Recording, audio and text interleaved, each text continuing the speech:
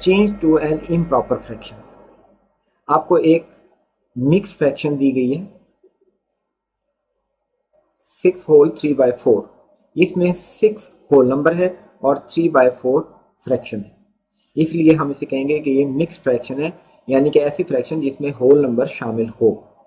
इसको improper fraction में, improper fraction कौन सी फ्रैक्शन होती है? इम्प्रॉपर फ्रैक्शन में न्यूमरेटर और डिनोमिनेटर, अगर न्यूमरेटर बड़ा हो और डिनोमिनेटर छोटा हो, जैसे कि 5/3, ये इम्प्रॉपर फ्रैक्शन है क्योंकि इसमें न्यूमरेटर बड़ा है और डिनोमिनेटर छोटा है।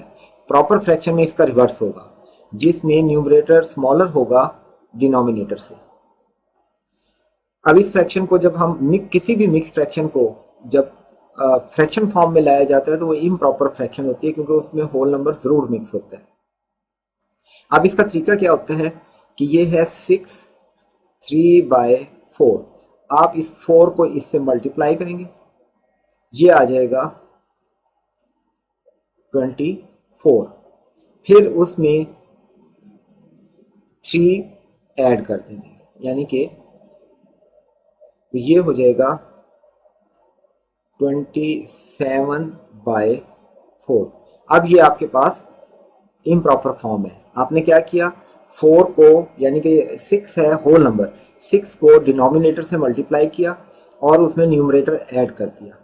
अगर हम इसे लिखना चाहें तो हम कहेंगे होल, यानी कि whole number multiplied by denominator plus numerator is equal to improper fraction. ये आपके पास इम्प्रॉपर फ्रैक्शन आ गई। अब हम इसको देखते हैं कि कौन सा ऑप्शन है।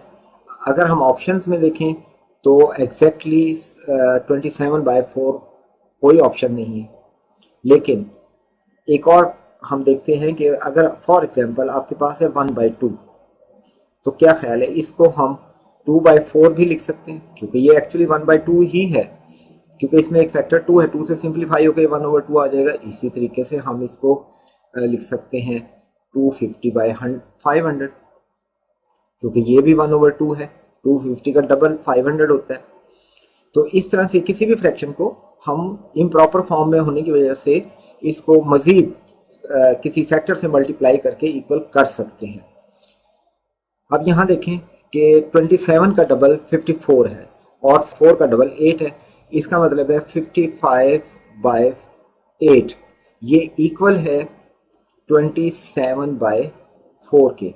हुआ क्या है, सिर्फ आपने इसे 2 से मल्टीप्लाई किया और 2 से डिवाइड किया, तो ये इक्वल हो जाएगी 54/8 के, जो कि ऑप्शन ए है, और यही इस क्वेश्चन का करेक्ट आंसर है।